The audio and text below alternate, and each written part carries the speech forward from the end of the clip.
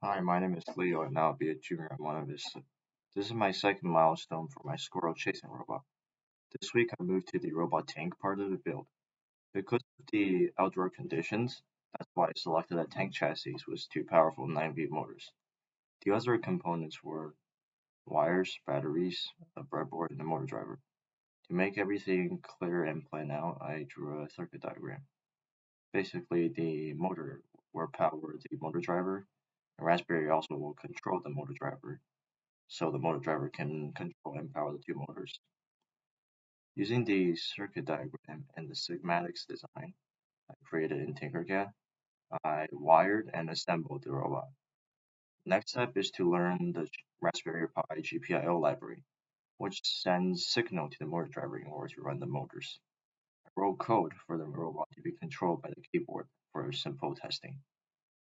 One challenge was actually the power-hungry motors. They require 9 volts to be powered. The motor driver in between the motor and the battery is inefficient and loses 3 volts in the process due to the resistance.